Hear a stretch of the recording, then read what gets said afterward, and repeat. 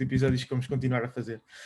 E para o episódio de hoje trago aqui os meus colegas, Duarte e Tiago. Fizemos aqui uma adição de última hora, porque o tema que temos hoje acaba por ser interessante termos mais experiências pessoais, porque acaba por ser algo muito individual mesmo. E eu acho que se nós trouxéssemos aqui 5 pessoas diferentes, 10 pessoas diferentes, iam acabar por haver sempre reportes novos. E nós hoje queremos falar um bocadinho sobre os erros mais relacionados com o treino que nós fizemos desde o início, mas queremos nos focar também daqueles que nós fizemos a partir daquele momento em que nos consideramos intermédios para a frente, porque são aqueles que acabam por ter mais que falar, acabam por ser aqueles que têm também mais conteúdo para transmitir. E se neste momento tu sentes que ainda estás naquela fase de iniciante e queres ainda trabalhar para progredir até ser intermédio, então nós temos também outros conteúdos, nomeadamente postagens de Instagram, também artigos no blog e outros vídeos no nosso canal de YouTube, que tu podes tirar grande utilidade. E, portanto, também te aconselhamos que comeces por aí.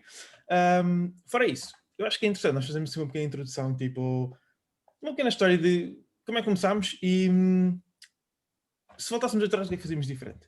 E vou então convidar o meu ilustre colega Duarte a começar aqui. Então, tens as honras, abre aí o episódio e conta-nos um bocadinho como é que começaste, o que é que fizeste menos bem e o que é que dirias se agora pudesses falar contigo há não sei quantos anos atrás, que tu começaste a treinar, o que é que dirias, o que é que farias diferente? Ora bem, começando aqui pela parte da minha...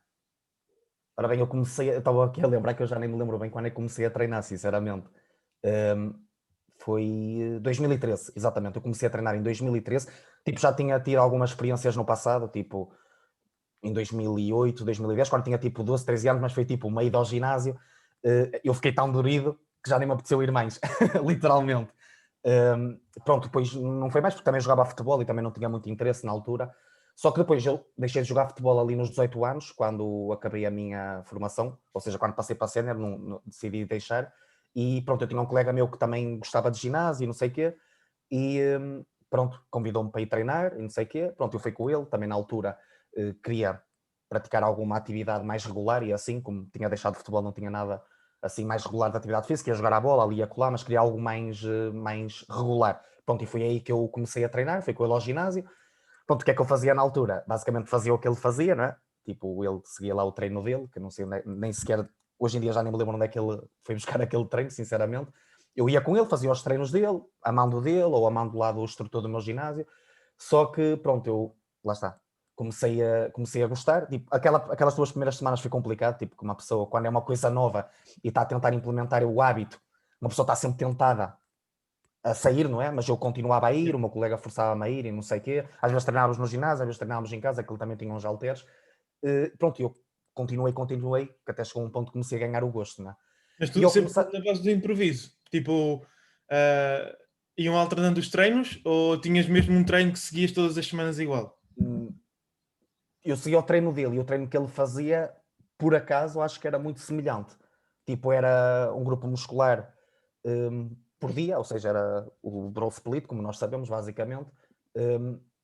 Por acaso era muito semelhante sempre. Tipo, claro que não havia, era tipo, primeiro exercício 4 vezes 10 a 12, segundo 4 vezes 10 a 12, pronto, era sempre assim, estás a perceber? Tipo, não havia monitorização de nada. Mas pronto, nessa altura eu comecei a treinar com ele, só que depois lá está, havia dias que não podia ir e não sei o quê, e eu, como já estava a gostar e queria ganhar um pouco de autonomia, comecei a ir sozinho. Pronto, e foi aí que eu comecei a pesquisar treinos e não sei o quê, e pronto, e foi aí que entrou eu descobrir o bodybuilding.com e esses sites e afins, onde na fase inicial nós estávamos mais tentados a ir buscar os treinos e assim. Pronto, e comecei a pesquisar, comecei a treinar, comecei a seguir alguns treinos, porque lá na bodybuilding.com postavam alguns treinos de algumas celebridades e não sei o quê, e eu ia lá buscar um treinito, fazia, não sei o quê, ficava todo dorido durante uma semana, e pronto, basicamente era esse ciclo vicioso. Isto foi basicamente de 2013 até 2016, basicamente eu de 2013 até 2016 foi sempre assim, a seguir treinos da neta, a ir buscar ali, a colar, a seguir a dica dali, da colar, nada tipo ainda dentro de evidência científica, nem princípios e bases de treino e nutrição. Só em 2016 é que eu realmente descobri, que na altura foi através até do Caio Botura, se não estou em erro, descobri o Caio Botura do Brasil, que também acho que o Tiago também foi por aí que começou, e que descobriu a evidência científica, que ele na altura entrevistou o Andy Morgan, que basicamente é um dos parceiros do Eric Helms nos livros dele, das pirâmides, E pronto, e a partir daí foi um ciclo vicioso, comecei a descobrir cada vez mais, mas em termos de evidência científica foi só a partir de 2016. Ou seja, de 2013 a 2016, basicamente os erros que eu cometi era muito por aí, era ir buscar treinos da celebridade e fazer treinos completamente random, que não eram nada ajustados a mim, e ficava dorido uma semana, e a progressão, lá está, eu nos primeiros 3 anos de treino até vi alguma progressão, mas como era tudo tão pouco ajustado, nunca foi um progresso muito eficiente, lá está, nunca consegui espremer aqueles ganhos de iniciante, digamos assim, tão bem como podia se já tivesse começado com uma abordagem mais de evidência. Mas pronto, os erros era por aí. Depois na parte da nutrição, também, lá está, na parte da nutrição eu era muito magrinho, tinha 60 quilos, tinha para aí 8% de massa gorda na altura, ou 7%, por volta disso. Era muito magrinho e basicamente era aquela lei do come para a frente para ver se engordas, né? É o que nós sabemos. Só que o que é que eu era sempre aquela pessoa que estava tentada a não comer muito. Portanto, por aí também era um bocado tentar ganhar peso, mas nós sabemos que, tipo, teoricamente, os primeiros anos são aqueles em que tu tens maior potencial de ganhos, mas se tu olhasses para trás, tipo, considerando que desde o primeiro dia que entraste no ginásio até hoje são 100% de ganhos, pronto, é aquilo que tu conquistaste, quanto é que tu considerarias que conquistaste nesses primeiros 3 anos?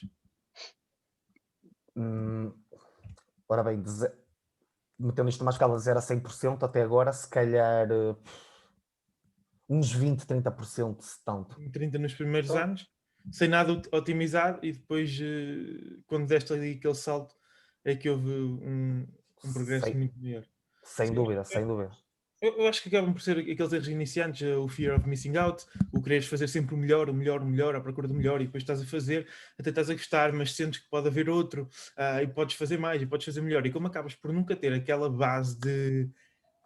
Nem a base, aquela linha de seguimento, tipo, do que é que eu estou a fazer, para onde é que eu vou, não tens uma linha de seguimento, acabas por andar sempre a saltar de um lado para o outro. Eu acho que acaba por ser um bocado a história comum da malta que inicia e não tem qualquer tipo de orientação, e também acaba por não ter aquele interesse inicial em ir pesquisar a sério, em boas fontes e perceber mais. Nice. E tu, Tiago, como é que foi? Também já tens aí uns bons anos de treino. Como é que foi? Eu revejo-me imenso na história do Duarte, para ser sincero. Também comecei por volta de 2013 a treinar, mas eu comecei mais por treinos calistânicos. Eu comecei a pesquisar bastante no YouTube, via bastantes vídeos de pessoal. Havia um que era um black, que é o King.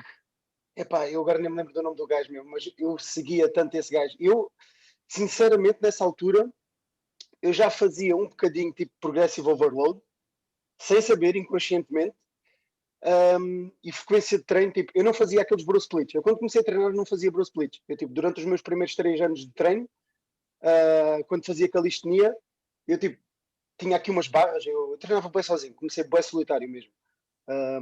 E super dedicado. Tipo, eu saía da escola, mesmo de noite, pronto, eu vivo aqui próximo da praia, os nadadores salvadores tinham tipo umas barras que eles próprios construíram ali por trás da barraquinha dos nadadores salvadores. Então, tipo, eu saía sozinho à noite, tipo, os meus avós, tu és maluco, onde é que tu vais a estas horas? E pronto, lá ia eu. Tipo, para aí 17? 2013? Uh... E há 17, 18. Epá, eu acho que tinha para aí 16, se calhar até foi antes de 2013, vendo bem. Se calhar em 2012, por volta de 2012, se calhar, até. É capaz de ter sido por volta de 2012, sim. E pronto, como eu estava a dizer, e eu acabava por fazer muitos treinos tipo full body, apesar de que as pernas eu não treinava muito, para ser sincero. Os meus treinos de pernas ficavam-se muito tipo pela corrida, era aquele treino típico. E ali por umas escadas que também tenho aqui próximas, eram imensas escadas, tipo subia 2 em 2, tipo, isso eram os meus treinos de perna, para terem noção. Mas sim, tipo, eu já acabava por fazer muitos treinos, o que eu fazia era mais tipo treino upper body, frequência altíssima, se calhar 3, 4 vezes por semana, tranquilo, porque era às vezes que eu se calhar treinava por semana, se não mais às vezes, e eu acabava por fazer sempre tudo. Estás a ver? Cada vez que eu ia treinar, eu fazia costas, eu fazia peito, nunca fazia tipo, muitos exercícios isolados porque não tinha utensílios para tal.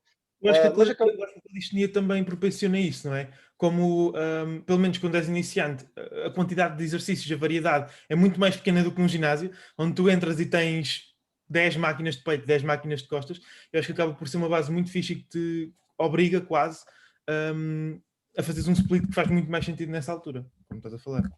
e ajudou-me a focar tipo, nas coisas básicas, nos exercícios básicos. E depois era muito criatividade, eu arranjava formas, tipo, montes de variações para pull-ups, para tentar focar um bocadinho mais nos bíceps. Isso também ajudou-me a criar essa percepção e muita percepção corporal também, a partir desses exercícios mais compostos. E eu senti que isso foi extremamente importante para o meu progresso. E sinceramente, ao contrário do Duarte, ele diz que pronto, nesses primeiros 3 anos, ele, se calhar 20% do progresso dele foi feito nesses 3 anos. Eu sinceramente sinto que foi bem mais do que isso, por volta de 50% a 60%, tranquilo. Porque eu sinto que tive muito bons ganhos nesses primeiros anos. Apesar de, ok, nada estava otimizado, o treino não era o mais otimizado, obviamente, não seguia um planeamento, não tinha nenhum plano de treino em si específico, mas acabava por fazer, como eu disse, inconscientemente um progressive overload, porque eu usava pedras para aumentar a dificuldade, quando sentia que estava fácil, tentava fazer mais repetições, tipo, sem eu saber nada do conceito de progressive overload, ok? Porque nessa altura era completamente desinformado.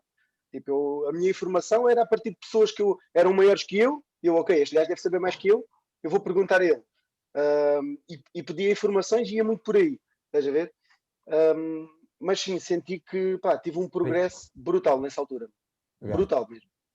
Eu acho que sim, acho que...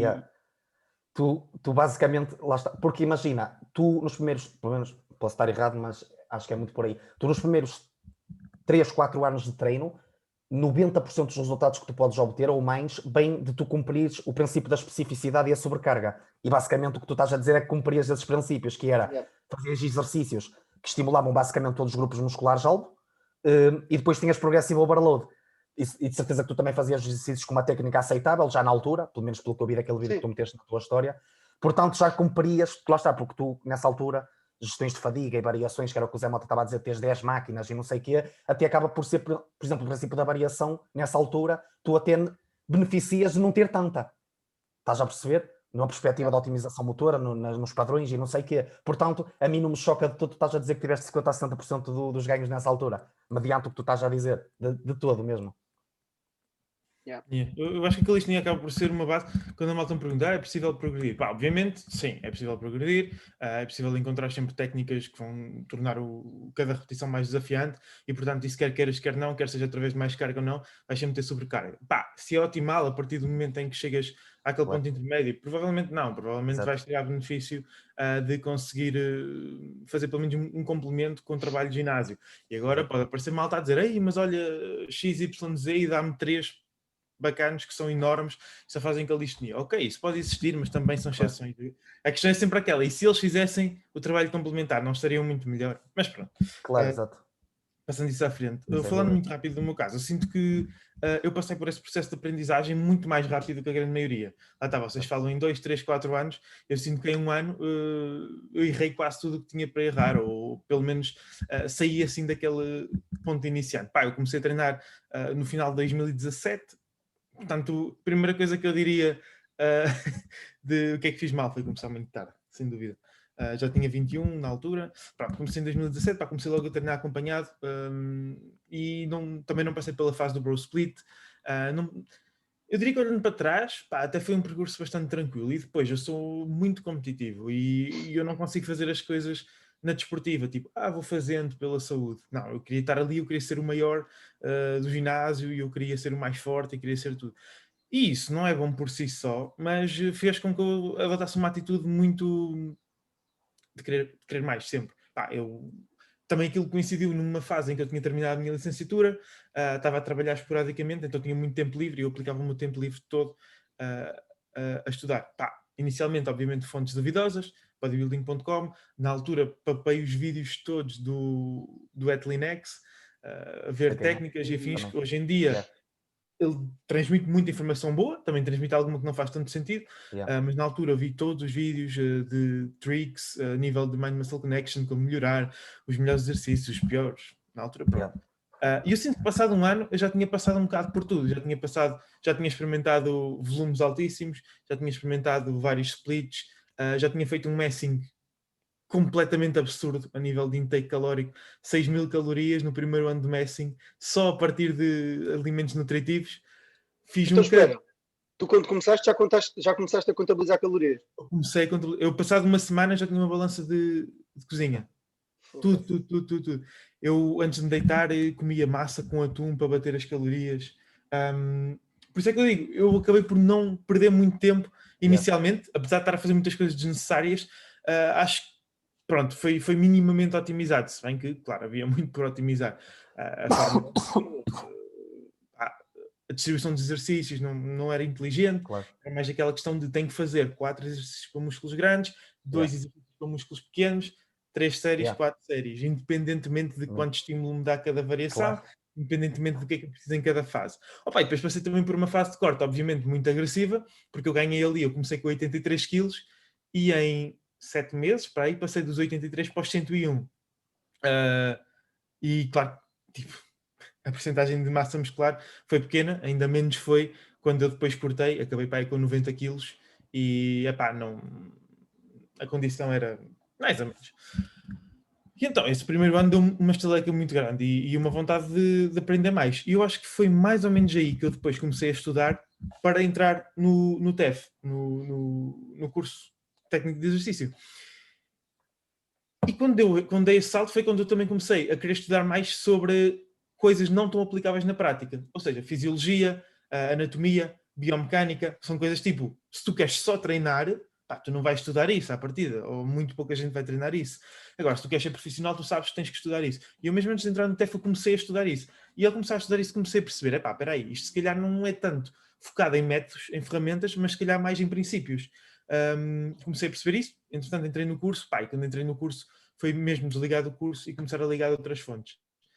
Na altura foi quando comecei a conhecer fontes mais fidedignas, foi quando conheci Team 3DMJ, Revive Stronger, e a partir daí entrei logo naquele mundo do evidence-based. Portanto, entre a começar e isso foi 1 ano e meio, eu sinto. E depois a grande frustração era, eu agora não consigo aplicar isto tudo, ou não tenho tempo de aplicabilidade suficiente para colher os resultados. E na altura foi um bocado complicado aquela questão de eu ter muita conversa, porque eu já tinha muito conhecimento, e eu disparava, e aquilo fazia sentido na minha cabeça, eu sabia que era o correto, porque era o evidence-based, e era o que montes de gente já tinha obtido excelentes resultados através daqueles princípios, estratégias, métodos, whatever, mas eu, como estava a aplicar há pouquíssimo tempo, não tinha credibilidade absolutamente nenhuma.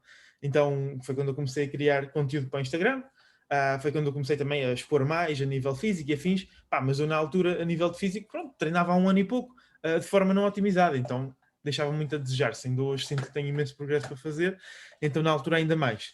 Mas foi basicamente assim que fiz o salto. Portanto, eu sinto aqui que não passei tanto assim, ou seja, não despendi assim tanto tempo numa fase pouco otimizada. Mas eu acho que é aqui este sweet spot que é interessante nós abordarmos mais. E disseste uma coisa muito interessante. Diz? Tu disseste uma coisa aí muito interessante, ficou-me aqui na cabeça. Mano. Então. Aquela questão que isto não é sobre métodos ou ferramentas, mas sim sobre princípios. Vocês concordam que provavelmente numa fase inicial, todos nós e a maioria das pessoas tipo, se foca muito nas minúcias. Tipo, nos timings das refeições, já bem disso. Alimentos específicos, aqueles pormenorzinhos. Nós começamos quase todos pela parte superior da pirâmide. Invertemos. Muitos dos erros que um gajo faz nesses anos iniciais têm muito a ver por não... Tu, quando não sabes os princípios e as bases, estás muito mais tentado a olhar para a minúcia e a cair nos erros que advém da minúcia. Estás a perceber? A partir do momento, e isto é ao contrário, tu no início tendes a complicar muitas coisas porque focas-te em todos os pormenorzinhos e tudo acaba por ser importante e aquilo é um stress psicológico enorme porque tens que comer x em x horas, tens de focar, ok, só posso comer isto, só posso comer aquilo. E a partir do momento em que tu começas a perceber, ok, começas a perceber os princípios, consegues flexibilizar muito mais o teu processo. Era o que eu ia dizer, exato, e, tipo, é por aí. É um sossego na tua mente, porque tu sabes, ok, eu estou a seguir os princípios, está tudo tranquilo, calma. Tipo, por muito que eu não esteja a comer, se calhar, ok, não estou a fazer 4 refeições, se calhar hoje fiz 3, mas calma, eu bati as calorias, tipo, bati as macros, está tudo certo. Porque já está a ser feito, tipo, está tudo tranquilo. Estás a ver? Isto foi um game changer para mim brutal nesse sentido. Sem dúvida. E isto vai um bocado ao encontro da publicação do Zé Mota da semana passada, que é enquanto não houver o interesse lá está, porque isto é um caminho.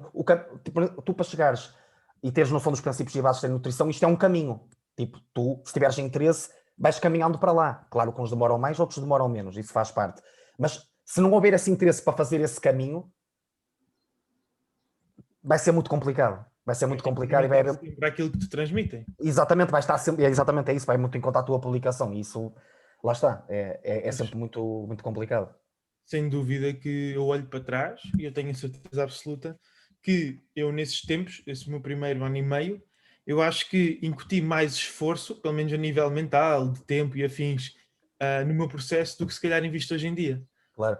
Eu tinha que comer determinado alimento, eu tinha que comer a determinada hora, eu ia para o café, eu lembro-me perfeitamente. Eu saía, imagina, jantava às 8, se eu planeasse ir para o café até às 2 da manhã, eu não podia estar das 8 às 2 sem comer.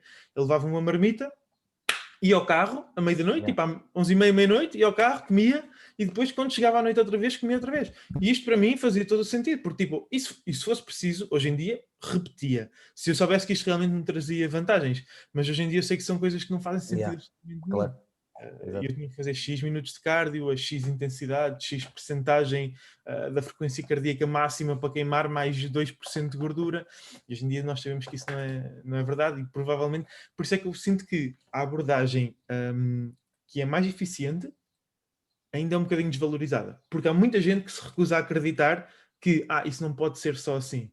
Mas o que as pessoas não conseguem ver é que a dificuldade não está em aplicar hoje, está a aplicar hoje, amanhã e aplicar para o resto da vida. Tu conseguis ser consistente e tu arranjares estratégias e ferramentas para seres consistente para sempre. E isso não é fácil. É tipo, para perder peso não pode ser só déficit calórico. As pessoas agora, está na moda, dizem, queres perder peso, faz déficit calórico. Obviamente dizer, tens de fazer déficit calórico, não ajuda em nada, porque as pessoas ficam na mesma, ok, claro, por onde é que eu pego? Mas alguém que te entregue ferramentas, que te entregue estratégias, que te explique como e porquê, e te ajuda a aderir a longo prazo, sim, estar em déficit calórico é mais do que suficiente, independentemente das estratégias que tu utilizas. E no treino é a mesma coisa. Se tu seguires os princípios não são difíceis de seguir, mas segui-los sempre de forma consistente é muito difícil e é desafiante. Eu acho que os que têm mais sucesso são aqueles que acabam por conseguir encaixar isto na sua rotina, no seu cotidiano, de forma consistente e para sempre. Por isso é que às vezes vês, este gajo tem tanto potencial. Eu falo por mim, eu vejo no meu ginásio e eu lembro-me disto desde o dia 1, de eu olhar para malta, que treinava 3 meses, e já tinha um resultado. Eu não estou a brincar, a sério. Imagina, miúdos de 18 anos, magros, mas que passado 3, 6 meses, não eram enormes, mas já tinham uma massa considerável, já tinham um monte de definição, já tinham o ombro a sair, já tinham a perna a ganhar traços. E ficava tipo, estamos andando aqui a contar calorias, a fazer isto, a fazer aquilo, não sei o quê, e não consigo isto, e eles conseguem, e vêm só treinar e não querem saber do que comem. Mas a questão aqui é, eles fizeram isso, eles tinham imenso potencial, mas eles fizeram isso durante 6 meses, e depois pararam. Exato. E depois voltaram 3 meses, e depois pararam. E quando tu vais ver, hoje eu treino há 3 anos e meio, e se calhar consegui muito mais resultados do que eles, que têm muito mais potencial, mas eles não conseguiram ser consistentes. E daqui a 2 anos, daqui a 5 anos, daqui a 10 anos, eu sei que este gap entre resultados meus e dessas pessoas vai ser cada vez maior, porque eu arranjei estratégias para ser consistente. Claro. Eu sei o que tenho que fazer daqui para a frente, quando tenho mais tempo para impor no processo, quando tenho menos tempo, quando tenho menos energia, quando tenho outras prioridades, eu continuo a saber quais é que são as bases e Exato. Quando eu só posso treinar 3 vezes por semana, quando eu tenho que fazer meal prep ou quando eu tenho que comer fora de casa todas as refeições, eu continuo a saber quais é que são as bases e o que é que tenho que cumprir para pelo menos manter o progresso conquistado até agora. Infelizmente isso vê-se tanto pessoal aí com potencial, tipo, que não aproveita, né? Isso às vezes transtorna-me, porque uma pessoa tipo, segue tudo certinho, etc, e pronto, custa tanto a ver ganho, como tu estás a dizer, se calhar demora o dobro do tempo deles, mas é a tal questão, eles normalmente, esse tipo de pessoal normalmente não é consistente, e pronto, por falta provavelmente de informação, ou seja o que for. Ou por falta de informação também, claro, mas uma das coisas que eu digo muito é, às vezes as pessoas dizem, mas tu defendes muito o evidence-based e meio que, nem tenho bem a palavra certa, mas não concordo com aquela malta que começa com dietas restritivas e fingir, depois perguntam, mas se isto dá resultado e se eu até consigo chegar lá mais rápido, qual é que é o problema? E o problema é só esse, é que se tu fazes algo que não te é sustentável, tu não vais ser consistente, vais desistir muito mais cedo. E se tu vais desistir muito mais cedo, não vais chegar tão longe como se conseguisse ser consistente ao longo do tempo. É só esse o problema. Porque uma pessoa que me diga assim, não, mas eu vou fazer uma dieta muito mais restrita em 3 meses eu atingo o meu objetivo e depois a partir daí eu vou conseguir pegar, vou conseguir fazer uma fase de manutenção e vou conseguir levar as coisas como deve de ser, epá, não tenho nada contra. É uma estratégia, Claro. que é uma estratégia mais agressiva, porreiro. Yeah. Tens de saber o que é que estás a fazer. Agora, uma pessoa que não faz ideia do que é que está a fazer e de repente vai só cortar ao máximo, eu sei perfeitamente que essa pessoa daqui a 1 mês, 3 meses ou 6 meses vai se fartar, vai ganhar o peso todo outra vez e daqui a 1 ano vai continuar na mesma. Enquanto que se tivesse tido calma, daqui a 1 ano estava no objetivo, se calhar levou 2, 3 vezes mais tempo, mas depois, para além de estar no objetivo, está numa posição favorável para daí em diante dar continuidade, daí em diante continuar a colher resultados. E eu acho que é essa a grande diferença. Portanto, tanto praticantes como profissionais, e isto é muito importante, profissionais nunca podem ver os seus alunos, atletas, clientes, o que for, nunca podem vê-los como um meio para obter uma transformação. Porque é o que eu digo muitas vezes à malta que trabalha comigo, eu tenho a certeza absoluta que se eu te desafiasse a fazer um protocolo muito mais intenso, tu ias conseguir. Porque as pessoas, grande parte das pessoas que vêm trabalhar connosco, são focadas, tipo, querem aquilo. E se tu disseres, pá, vais fazer 3 meses a 1200 calorias, mesmo quando podem perder peso com 1600, eles vão fazer 3 meses a 1200 calorias. Mas depois é o que eu digo, mas eu não quero que tu tenhas uma perda de peso brutal em 8 semanas para postar as tuas fotografias. Eu quero que tu daqui a 6 meses tenhas progresso, daqui a 1 ano, daqui a 3 anos continues sempre a progredir. Portanto, provavelmente a diferença seria eu dar-te esse protocolo de 8 semanas, tu conseguis o resultado, mas depois entravas em burnout completo. Não conseguias passar para manutenção, porque estavas cheio de cravings, sinais de fome e saciedade brutalmente desregulados. Provavelmente entravas naquele loop de estou a tentar estar em manutenção, mas como mais. Fiz um cutting, tive uma forma brutal, mas agora, tipo, em 2 semanas já estou outra vez todo tapado e isso acaba por destruir as pessoas. É verdade. E pode ser o trigger para nunca mais quererem fazer sequer o que quer que seja ligado com o fitness. Isso é muito comum. Isso é bem comum. Nice. Malta, não sei se tem mais alguma coisa para acrescentar aqui neste ponto, ou se podemos passar àquela fase em que vamos falar sobre os nossos erros de intermédio para a frente. Ok, bora. Vou assumir que não. Vamos embora. Aqui okay. a lembrar. Eduardo, chuta aí. A partir do momento em que tiveste convivência científica, pá, é assim, isto nunca há um dia, não é? É como tudo, não há um dia em que mudaste. Não, isto é uma coisa gradual. Mas vá, pensando naquela fase em que tu sentes que, epá, daqui em diante comecei pelo menos a otimizar o meu processo 80% para cima. E depois aqueles últimos 20% sabemos que vamos conquistando ao longo de anos. A partir desse momento, o que é que tu sentes que foi assim os teus maiores erros? Mesmo assim? Sim, o primeiro erro que me veio logo à cabeça, porque eu quando comecei a seguir a evidência científica foi quando estava, entre aspas, muito na moda a questão do volume ser a variável com mais impacto na hipertrofia. Tipo, e uma pessoa já sabe, quando tu começas a estudar, o teu pensamento crítico perante a informação ainda não está tão desenvolvido, mas isso é normal. E o que é que eu associava? Ok, se a evidência suporta que volume é igual a melhores resultados, a minha programação vai ser toda em torno de fazer mais volume. Tipo, e esse acho que foi um dos principais erros que eu cometi na fase inicial, era tentar fazer sempre mais, e deixar os outros pontos muito para o lado. E quando eu dava por mim, estava a fazer treinos com 20 séries por grupo muscular para praticamente todos os grupos. E isso, lá está, levava-me a... Conseguias recuperar entre sessões? Eu acho que sim, mas era porque muito dos aspectos qualitativos ficavam prejudicados. E fazia com que eu conseguisse fazer muito mais volume. Porque imagina, se tu estás propício a fazer muito mais volume, a técnica começa a ficar alterada ali e acolá, tu nem dás por ela, a intensidade de esforço também, porque lá está, mais volume também acrescenta mais fadiga, e tu tendo mais fadiga, a tua percepção de esforço também tende a ficar um pouco alterada. Pronto, e era um ciclo vicioso. Lá está, a questão do mais volume para mim foi dos principais erros que eu cometi na fase inicial. Porque desde o momento que eu comecei a focar muito mais na qualidade, eu comecei a ver o meu volume a vir a pique para baixo, literalmente. Tipo, hoje em dia fazer 20 séries por grupo muscular, não me recordo atualmente nenhum grupo que eu faça 20 séries, sinceramente. Por semana, falas? Por semana, exatamente, por semana. Por sessão, não. Nós chegamos a esse extremo. Mas basicamente é isso. Eu tenho este erro. Não sei se vocês querem. Depois eu tenho mais. Basicamente, então, tipo, imagina, tu chegaste a um ponto em que percebeste, ok, eu tenho que otimizar aqui os fatores qualitativos, como tu falaste, a técnica, a amplitude, intenção do movimento, conexão mente-músculo, proximidade à falha, que eu acredito que era o que tu estavas de certeza a deixar muito de fora. E depois chegaste aí a certo ponto em que tu te viste obrigado a diminuir muito os teus marcos de volume, a quantidade de volume semanal. Também te aconteceu isso, Tiago? Ou foi uma transição mais soft? Eu por acaso não passei por isso, sinceramente, porque provavelmente o Duarte, nessa altura, ele já começou a criar os seus próprios planos de treino, certo? Exato, Aí sim, não sim, estavas sim. a guiar por planos de treino de ninguém, não sei se tu começaste, quando começaste a envergar pela evidência científica, tipo, quando começaste a ter conhecimento de algumas referências, como Eric Helms e não sei o quê, não sei se tu começaste ainda por fazer planos de treino de alguma dessa malta, tipo o FAT do Lane Norton, alguma coisa do género. Não sei se chegaste a fazer algum desses tipo de planos.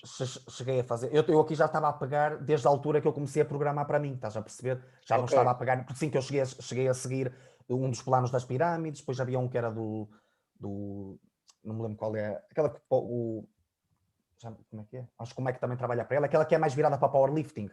Vocês, o Juggernaut Training Systems, de certeza que vocês Ok, conhecem. sim. Também seguia planos daí, mas era mais virado para a força. Mas pronto, eu aí não estou só já a contar a partir de que Yeah. comecei a programar para mim.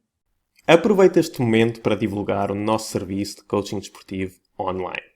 Se pretendes elevar quer os teus resultados e conhecimentos ao próximo nível, estando disposto a fazer um compromisso sério contigo mesmo, por que não ser acompanhado de forma verdadeiramente personalizada por profissionais especializados? Junta-te à família Be More e prepara-te para uma jornada de muita otimização e aprendizagens. Até já! Que contabilizo hoje em dia, não olhava para o número de séries, era para tonelagem. Houve uma altura que ainda a primeira edição das pirâmides ainda era focada em contar repetições apenas, se não me engano. Acho que eles contabilizavam o volume por repetições. E Era, eu, sim senhora. aquilo dava um lodo, era um lodo para contabilizar o volume. Meu Deus. Pronto, Yeah. e nessa altura eu comecei muito por aí, estás a ver? E eu focava-me excessivamente em métodos de progressive overload. Tipo, a progressão linear, comecei pela progressão linear e depois periodização linear.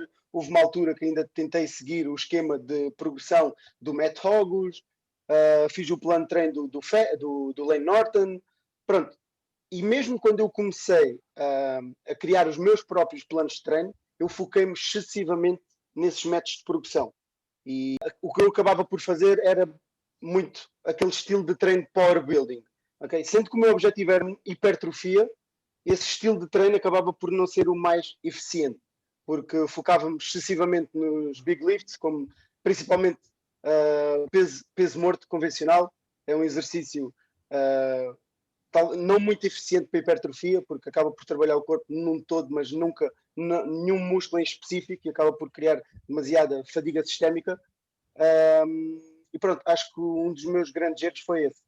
Foi estar-me a focar demasiado tempo nesse tipo de exercícios, quando o meu objetivo era hipertrofia, atenção, e estar a seguir planos de treino que não eram personalizados a mim. Apesar de seguirem um modelo progressive overload e terem alguma evidência científica no sentido de, ok, todos normalmente tinham uma frequência de pelo menos 2 vezes por semana por grupo muscular, mas a seleção de exercícios, o volume de treino, nada era ajustado a mim. Eu creio que esse foi um dos meus maiores erros. Eu acho mesmo que essa questão do progressive overload é algo que precisa de rapidamente ser desmistificado e falado um bocadinho mais a fundo, porque aquilo que o Eduardo falou há bocado é muito verdade em relação a quando nós encontramos a evidência científica, quando nós começamos a ler estudos, e é muito fácil tu leres um estudo e tu percebes isso. O progressive overload é extremamente importante, é um dos principais contribuintes, não interessa, para otimizarmos hipertrofia.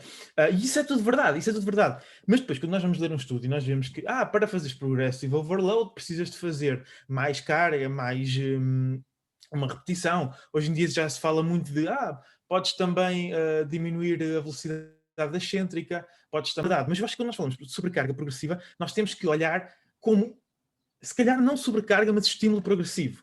Ou seja, num todo, o que aquela série, o que cada repetição te dá é que tem que ser progressivo ao longo do tempo. E isto é algo que não é mensurável. Tu não consegues pegar e dizer assim, ok, esta série deu-me X estímulo. Não consegues. Porque quando tu te focas demasiado na sobrecarga progressiva a nível de carga de séries, de load, portanto, carga, já disse, carga, repetições, séries, pronto, os pontos mensuráveis e que tu consegues multiplicar e ver a tonelagem de volume ou o volume em séries semanais de trabalho, é muito fácil, tu vais chegar a um ponto intermédio e avançado em que é impossível que tu continues a progredir de forma consistente todas as semanas. Especialmente malta que não faz deloads, especialmente malta que não tem uma gestão de fadiga eficiente. Pronto. Então é muito fácil. Se tu queres muito isto, nós quando queremos, nós quando procuramos, nós encontramos. É aquela coisa de, eu quero comprar um Tesla, eu nunca vejo Teslas, mas agora que eu quero comprar um Tesla, eu só vejo Teslas na rua. Eu nunca vejo grávidas, mas agora a minha namorada está grávida, eu só vejo grávidas na rua. Tu encontras sempre uma forma de te identificares mais com o que está à tua volta, de encontrares mais aquilo que tu procuras. E isto, o Progressive Overload, é exatamente a mesma coisa. Que é, se tu queres, muito à partida tu vais conseguir. Mas isto não é fisiologicamente sustentável, tu vais arranjar forma de conseguir isso anyway. E o que é esse anyway? De qualquer das formas. É inconscientemente tu vais começar a deteriorar a técnica, inconscientemente tu vais começar a impor menos qualidade em cada repetição que tu fazes. E isso pode ser através de aceleração da excêntrica, pode ser através de diminuição ligeira de amplitude, pode ser através de ligeiros ajustes na tua forma. Por exemplo, numa remada, numa semana tu tinhas o tronco aqui, na outra semana, como tu tens que fazer Progressive Overload e tens que adicionar mais um 25 de cada lado da barra, o teu tronco, em vez de estar aqui, já está aqui. Então tu já perdeste um bocadinho de amplitude ao nível de trabalho dorsal. Então tu já deste um bocadinho mais de swing. Então, o tensionamento, o estímulo geral que cada repetição te deu ao grupo muscular, neste caso o dorsal, pronto, vamos falar de forma genérica, entre outros grupos musculares, mas pronto. Cada repetição que tu obtiveste nessa semana em que supostamente fizeste Progressive Overload, porque tinhas um pouco mais de carga e fizeste as mesmas repetições, na teoria está certo, mas se calhar o estímulo total que tu obtiveste dessa série foi menor do que na semana anterior. E tu vais viver enganado, porque tu meteste um bocado mais de carga. E na semana a seguir o que é que vai acontecer? Como tu fizeste match das repetições e tinhas mais carga. Portanto, mais carga, mesmas repetições, impecável, então vamos meter ainda um pouco mais de carga. E agora, em vez de estás assim, já estás assim. Quando vais ver, já estás quase a fazer shrugs para trapézio. E isto é real, porque eu continuo a ver muita malta, que é evidence-based, e depois que diz que em cut progride 4 repetições em cada sessão, mete mais 5 kg na barra em cada sessão, e aqui só há uma justificação, das duas uma. Ou nas primeiras sessões estavam a trabalhar em intensidades de esforço bastante fáceis, ou seja, acima de 4 repetições em reserva, ou então de uma sessão para a outra está a haver degradação da técnica. Okay? Incorporar novos exercícios.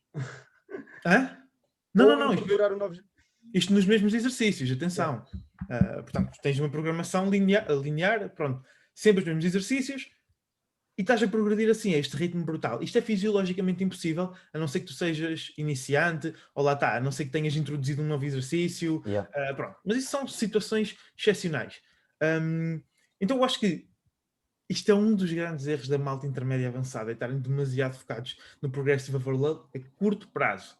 Okay? O quererem fazer sempre mais do que no mesociclo anterior. Porque digo-te, para mim, vou-te dar um exemplo prático.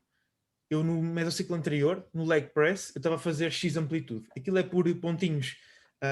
Eu uso o dead stop e aquilo dá para tu standardizares o pontinho. Pronto, eu estava no mais alto, portanto, o que me dá menos amplitude. E eu fiz o mesociclo inteiro ali. Na semana de deload eu fui testar, baixar um bocadinho esse dead stop. Ou seja, cada repetição minha tinha uma amplitude maior. E eu percebi, ok, já estou fixe aqui, já consigo tirar bom partido, a minha forma não se altera, vamos passar para isto. E eu tive que diminuir, se não me engano, eu estava a fazer com 262 quilos e eu comecei este mesociclo com 232. Ou seja, no papel, regressive, não é? Tipo, regressive overload. Diminui 30 quilos. Mas eu garanto que o estímulo que eu retiro de cada série ali é brutal. Portanto, eu estou a conseguir um estímulo um pouco melhor a utilizar menos carga. Agora já fui progredindo, já estou a fazer 247. Portanto, já vou na terceira semana do meso, já progredi em carga, obviamente. Mas eu não posso olhar para este mesociclo, comparar com o outro e dizer, está aqui alguma coisa errada porque eu estou a utilizar menos carga. Não, a minha técnica é diferente. Neste caso, melhorei a amplitude. Mas se falarmos de, sei lá, de um press de peito, em que tu consegues de uma semana para a outra fazer uma retração escapular melhor, consegues ajustar o ângulo do cotovelo para um recrutamento muito melhor do peitoral. Isto são pequenas coisas que tu de fora não consegues ver, ou pelo menos quem está de fora não consegue ver, mas tu por dentro sabes perfeitamente que cada repetição daquelas te está a dar um estímulo muito melhor. Então acho que quanto ao Progressive Overload nós temos que olhar mais a longo prazo e, por exemplo, ok, eu o ano passado fazia X, se estou a progredir e se não faço grandes alterações à minha técnica, uma coisa é, passei de half squat para full squat, provavelmente, eu falo para mim, se calhar nunca na vida vou apanhar as cargas, porque eu agachava 200 kg half squat e agora full squat, full ROM, agacho tipo 140, portanto provavelmente nunca vou chegar aos 200. Mas agora, se a tua técnica for sempre mais ou menos igual, e se tu for só fazendo estes pequenos ajustes, melhoria de conexão de músculo, um ajustezinho aqui e ali nos ângulos, uma troca de máquina para melhor rácio estímulo-fadiga. Então, se tu aqui olhas a longo prazo, portanto, há um ano, aí sim tu vais querer. Se eu agachava 70 o ano passado, este ano, se não agachaste pelo menos 85, 90, estou a mandar valores completamente ao calhas. Também, se calhar, alguma coisa está errada. Agora, tu fazeres esta comparação a curto prazo, vai sem dúvida levar para que as tuas séries sejam cada vez de menor qualidade, apesar da quantidade aumentar. E aqui entramos na maior falácia da musculação hoje em dia, que é nós priorizarmos quantidade com qualidade. E nós remendarmos a falta de qualidade com excesso de quantidade.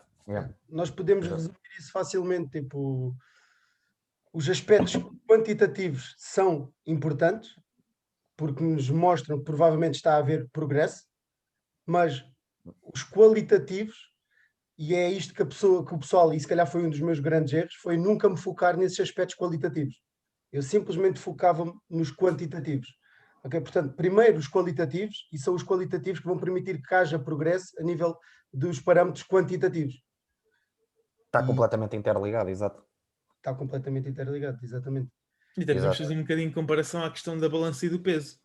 Que é, tu sabes que as flutuações da balança a curto prazo indicam quase nada, mas queres pelo menos garantir que está a ir de acordo com o teu objetivo. Portanto, se estás em déficit calórico, não é dizer, olha, estou com o mesmo peso há 5 meses, mas não interessa, está tudo bem porque a balança não importa.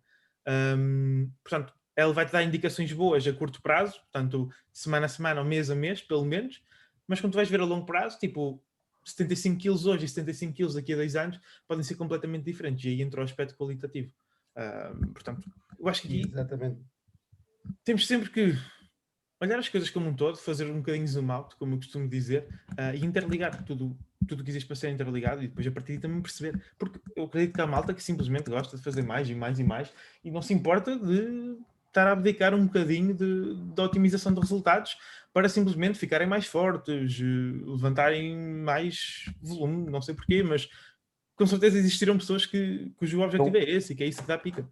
Eu acho que é aqui que entra muito o pensamento crítico e a mente aberta, porque eu lembro-me perfeitamente de falar contigo, com o Zé Mota, de tu, quando me mandavas aquele vídeo a fazer squat com Alfa Rom, lembras-te?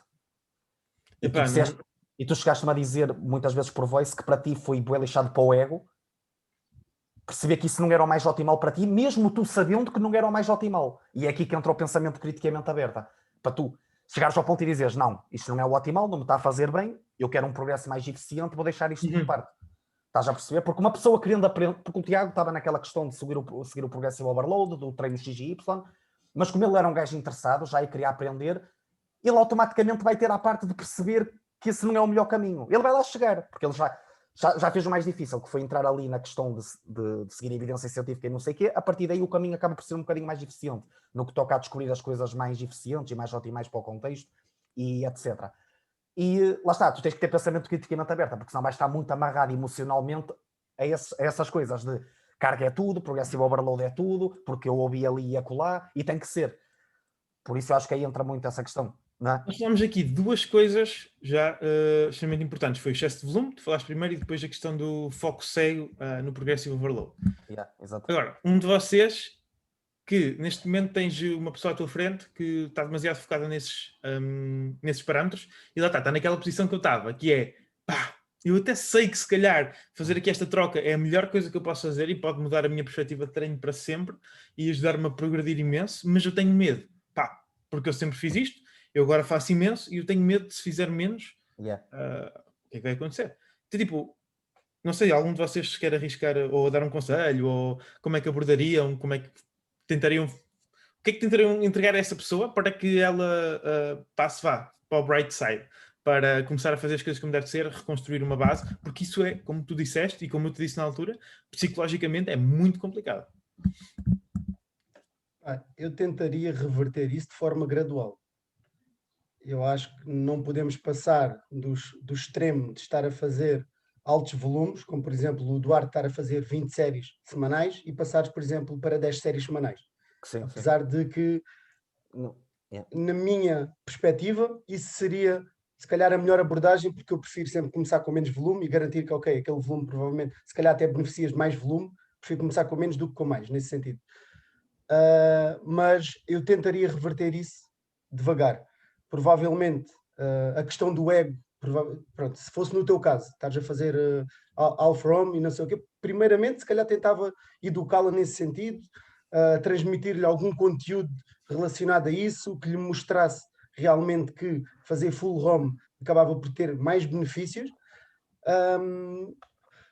Tentaria reduzir a carga aos poucos, fazer reduções como eu próprio fiz em tempos. Eu sempre, por acaso, nesse sentido eu nunca errei muito, porque eu sempre fui muito focado neste sentido posso dizer que me foquei em alguma parte dos aspectos qualitativos, porque eu foquei-me sempre imenso na qualidade técnica dos meus movimentos. Houve alturas em que eu tinha que regredir a carga, fazia, por exemplo, regressões de 10%, baixava a carga 10%, no sentido de otimizar ainda mais a minha técnica, ok? Havia quem me dissesse, ok, provavelmente estás a focar demasiado excessivamente na técnica, a tua técnica até está boa, não precisas estar a fazer isso, etc, etc. Epá, na minha perspectiva não estava, porque eu começava, como tu disseste e bem, Zé Mota, a acelerar as fases cêntricas, etc. De resto não era que falhasse muito mais que isso, mas se calhar, em vez de um movimento, se calhar tinha uma pausa, eu começava a reduzir essa pausa, pronto, acabava por começar ali a perder alguns aspectos importantes no movimento. Portanto, o que eu tentaria fazer era realmente tentar educar primeiro a pessoa, depois tentar começar a reverter o volume, se calhar começar a baixar gradualmente, de forma a ela perceber, ok, provavelmente com este volume e com esta melhoria na qualidade dos meus movimentos, eu estou a conseguir tirar se calhar até melhor estímulo. Ela própria ia começar a perceber isso. E gradualmente eu ia tentando reverter ainda mais a situação e otimizar ainda mais a situação. Mas tinha que ser mesmo um processo gradual, porque senão ia ser um grande choque. Passar pelo processo é life-changing, eu não tenho dúvida nenhuma. E eu acho mesmo que o mais difícil é tu conseguires fazer com que a pessoa adira a isso, esteja disposta a isso. Eu tenho uma perspectiva um bocadinho diferente e provavelmente, duas situações. Se fosse uma pessoa que me está simplesmente a pedir um conselho, eu acho que ia pelo que tu estás a dizer, um processo gradual e afins. Se uma pessoa que já está a trabalhar comigo e eu sei, ok, eu tenho 12 semanas para trabalhar com esta pessoa, pelo menos, portanto ela não me vai fugir antes das 12 semanas e nós estamos a começar agora, eu acho que começava do zero. Em primeiro lugar, alta palestra sobre o que nós estamos a falar aqui, porquês, explicar, mostrar exemplos para além de mim, mostrar outras pessoas com mais sucesso, com físicos incríveis a treinar assim, pessoas com mais conhecimento e mais autoridade do que eu a falar do mesmo, e tudo isto vai fazer com que o mindset da pessoa, no geral, mude. Ou seja, isto vai passar de, isto é o Zé que está a dizer, para, ok, realmente isto faz sentido, existem evidências e não é só uma perspectiva, não é só uma opinião. Portanto, formar aqui toda esta base de qualidade versus quantidade. Depois explicar-lhe aquilo que é, tu na pior das hipóteses, e isto é verdade, é dizer-lhe, uma pessoa que faz 25, não é incomum, imagina, o normal da malta que chega até mim é mais ou menos, 4 exercícios vezes 3 séries 12, entre 24 a 32 séries para músculos grandes, peito, costas, quadros, pronto, 24 a 32 séries semanais. E é o que eu lhes digo, olha, vamos fazer assim, tu, para estares em volumes de manutenção, normalmente, super seguro é dizer-te 1/3 dos volumes de trabalho que tu costumas fazer. Portanto, 1/3 de 24 não quer passar vergonha, 8. 8, boa. 8. E eu dizer, ok, nós vamos começar com 12. Na pior das hipóteses, mas na pior das piores hipóteses, tu estás aqui 2 a 3 semanas nos teus volumes de manutenção. Tu já foste de férias e até ficaste sem treinar, não perdeste grande coisa, certo? Certo. Tu até já tiveste fases de menos foco e não tipo, não perdes grandes resultados, certo? Certo. Ok, então são 3 semanas, 4 semanas no máximo, em que nós vamos estar aqui nestes volumes que, na pior das hipóteses, são aquilo que tu precisas para manter o que já conquistaste. Mas eu garanto-te e dou-te, 99% de certeza, meto as minhas mãos no fogo, em como tu vais estar muito acima daquilo que são as tuas necessidades de volume. A partir daí, o que eu faço sempre é, a nível de carga, faz um reset. Esquece se tu fazes 100, 200 ou 1500. Não me interessa. O que eu quero que tu faças é técnica X, este insight, aquele e aquela correção. Ok? Temos isto. E tu sabes que a tua técnica nova é assim. Esquece quanto é que tu fazias. Mete uma carga pequena e vamos começar com séries de aquecimento. Faz uma série de aquecimento e vai progredindo a carga até mais ou menos sentir que está desafiante. Ok? Quando estás quente, quando sentes que a carga está desafiante, passa para as séries de trabalho. A partir daí, vamos otimizando. Eu também te vou dando aqui os meus insights. E aqui nós temos uma pessoa que vai quase começar a treinar de novo. E normalmente o que acontece é, primeira semana a pessoa diz-me, mais ou menos, tipo, foi mais ou menos desafiante, é completamente diferente e afins. Aí tu vais ver vídeos, fazes análises técnicas e tu passas de uma pessoa que com 12 séries teve pumps ligeiros e mal sentiu dores, tipo, senti que tinha treinado no dia assim, mas nada de mais, para 1, 2, 3 semanas a seguir, uma pessoa que com os mesmos volumes não consegue recuperar entre sessões. E isto é verdade. Isto acontece-me com, nunca fiz o estudo a percentual, mas eu arrisco-me dizer, 4 em cada 5 pessoas que passam por este processo, isto acontece. E passado ali 4, 8 semanas no máximo, tens uma pessoa com um mindset completamente diferente, a treinar de forma completamente mais otimizada, a conseguir estímulos melhores, com cargas menores, com volumes bem abaixo do que é normal, mas com uma otimização técnica brutal, com uma noção de proximidade à falha muito melhor, e uma pessoa que, para além disso, está super entusiasmada, porque agora sabe que já estava ali naquela carga e naqueles volumes enormes há anos e não saía dali, estava estagnado, e agora sabe que pode progredir ao longo do tempo. E isto é tipo, tens uma pessoa nova à tua frente. Ao menos é isto que eu sinto. Não sei se têm assim experiências diferentes. Eu acho que isto depende de casos. Há casos em que as pessoas vão aceitar isso. Há casos que tu mesmo passando por esse processo educativo e a pessoa mesmo assim não vai estar disposta a fazê-lo logo de Claro que início. sim. Claro que sim. Claro que sim. Também Portanto, eu acho que isso é um bocadinho subjetivo. Podemos ir por partes e depois o feedback que vem da aplicação também vai dizer tudo, que é, imagina, ok, é a pessoa que está tentada a fazer as 20 e tal, 30 e tal séries por grupo muscular por semana, que está a fazer carga excessiva e isso faz com que a ROM, que a amplitude de movimento encurte e não sei o quê, ok, então vamos por partes. Primeiro passo, continuas com esses volumes cavalares, não vais dizer isto, não é óbvio, continuas com esses volumes, mas vais dar um reset na técnica e vais fazer melhor técnica, vais dar um reset na técnica, vais tentar fazer mais amplitude, melhor intensidade de esforço, por aí fora. Ou seja, a parte qualitativa a ser mais priorizada. O que é que vai acontecer? Como o estímulo vai ser muito melhor, consequentemente vai dar isso. Que a pessoa vai criar muita mais disrupção em termos musculares e não vai conseguir recuperar entre sessões. E o que é que tu vais ter que fazer? Automaticamente vais ter que descer volume, vais ter que dizer à pessoa, olha, estou a fazer desta forma agora, com esta técnica, com esta amplitude, não sei o quê, este volume já não está a permitir recuperar, então se calhar vamos baixar um bocadinho. E tu, passo a passo, vais começar a ir onde tu queres, sem ter que cortar logo. Claro que o optimal era cortar o volume, obviamente, porque tu já sabes que, ok, se a pessoa fizer com esta carga e, consequentemente, com esta técnica, vai fazer com que o volume também necessite de ser menor, não é? Porque o estímulo é muito melhor e cria muita mais disrupção muscular. Mas tu não, vais por partes. Primeiro dás o reset na técnica e o volume fica igual. Isso faz com que o estímulo seja melhor, vais ter que tirar volume, porque se a pessoa não está a recuperar entre sessões, não é de certeza absoluta, porque esse estímulo foi muito melhor. Pronto, e é o que eu estava a dizer. Por partes, a pessoa vai chegando lá. É uma questão de tu usares, de tu fazeres as coisas de forma gradual, como estava a dizer o Tiago, mas lá está, é como estavas a dizer, Zé Mota, eu acho que aqui vai depender muito da pessoa em questão. Sim. Se a pessoa é mais aberta ao feedback, se não é, se está mais aberta à crítica construtiva, se não está. Passada. Exatamente, lá está. Já vem com muitas manhas. Normalmente isso é mais difícil com pessoas que já treinam há algum tempo. Sim.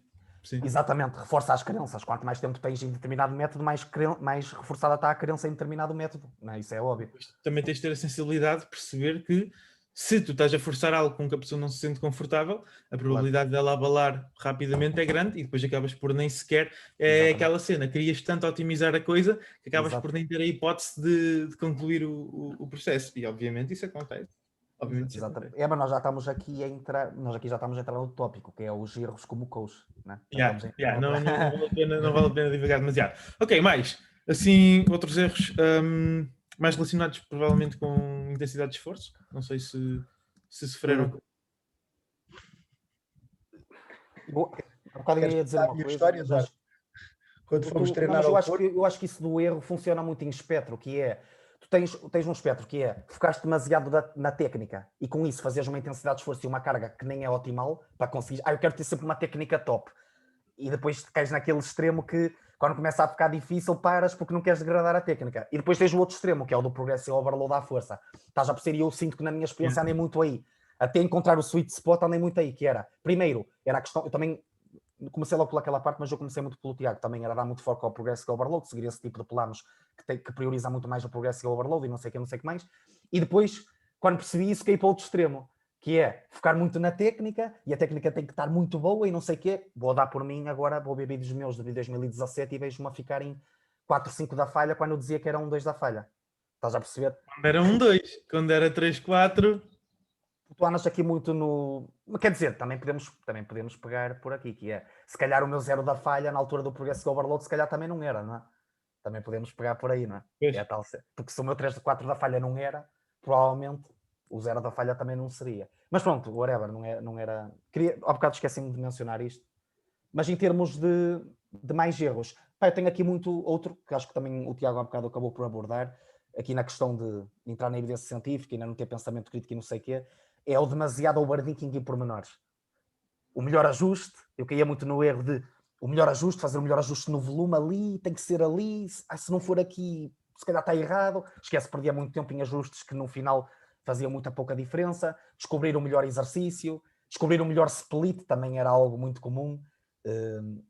Tipo, o upper lower é melhor que o push pull legs, ou o push pull legs não sei o que mais, porque depois também entra aí aquela altura que uma pessoa começou a descobrir como funciona melhor as curvas de estímulo, recuperação e adaptação dos grupos musculares. Tu não sabendo isso, cais muito no erro de pensar que X-split é mágico, quando na verdade não é. O split é basicamente um meio para atingir um fim, não é? Como nós sabemos.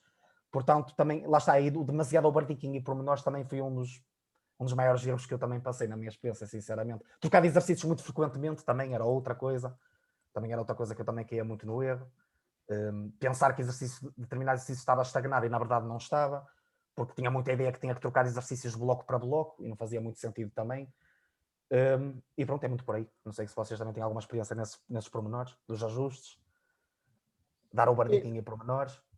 alguma, mas começando aqui do início pela pergunta do Zé, a questão da intensidade de esforço, pá, eu revejo-me bastante no que tu acabaste também de mencionar, Eduardo. Também estive nos dois extremos, basicamente. Foi a tal questão de focarmos excessivamente na carga e depois focarmos excessivamente na técnica e acabar e depois por prejudicar a intensidade do meu treino. Principalmente intensidade de esforço foi uma coisa que eu otimizei há relativamente pouco tempo. E esse momento eu consigo facilmente destacá-lo, que foi quando nós estivemos a treinar em Aveiro, há cerca de 2 anos, se não me engano, Exato. certo?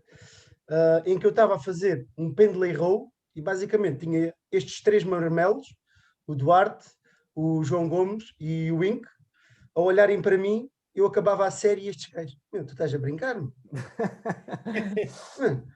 Tu estás a brincar com isto? Tipo, tu consegues fazer muito mais, meu? Tipo, tu estás-me a dizer que estás o quê? 2, 3 rir? Meu, tu estás a 6, 7 rir, meu? Tipo, tranquilo. E eu, fone, estes gajos devem estar a brincar, mas isto está-me a custar bué. Tipo, não, meu, isto é 1, 2, 3 rir. E eu, epá, está bem. Fui na conversa deles e na série seguinte eu tinha eles ao meu lado, já não me lembro, tinha eles ao meu lado, e tentei fazer mais, e mais, e mais. Tipo, E não tu nunca parei mais quando eu achei que acabava. estava 1, 2, 3 rir. E eu, realmente, meu, tipo, ainda consegui fazer bem mais repetições. Realmente, tipo, isso foi um game changer para mim. Tipo, a partir do momento em que eu cheguei cá, tipo, o meu treino mudou completamente. Só que depois também passei para o outro extremo. Em vez de dar undershooting, comecei a dar overshooting. Estás a ver? E comecei, o que era se calhar para ser 1, 2, 3 rir, era 1, 2 rir. Exato. Pois. É difícil, epá, isto é muito subjetivo também e é difícil nós conseguirmos, daí nós usarmos normalmente alvos de rir. E eu, pá, desde que esteja dentro desse alvo, 1, 2, Percepção subjetiva, na verdade. Claro, exato. yeah. Mas lá era o que eu estava a dizer, estás a ver? Tu andas muito no espectro, que é demasiado foco na técnica ou demasiado foco na carga, depois a intensidade de esforço também anda aí para trás e para a frente. Yeah, sem dúvida. Mas eu acredito mesmo que é um dos grandes. Uma das grandes razões para que a malta que diz que treinar com repetições em reserva é treta e é treino fofo e afins, é porque efetivamente eles não sabem, das duas uma, ou não sabem ler repetições em reserva, e é aquela questão que o Tiago estava a dizer, que dizem que um 2-3 é um 7-8, aliás, ao contrário, dizem que estão a 2-3 e estão a 7-8, isto já me estou a enrolar um bocado, ou então, efetivamente, eles ficam a 2-3 ou ficam a 1-2, mas não se sabem aproximar da falha de forma eficiente, que é que começam as repetições com técnica X e acabam com técnica Y. E essa técnica Y já é a degradação da fase excêntrica, claro. já é incremento de amplitude, já é a alteração da forma, tipo os supinos já perdem a retração escapular, já whatever.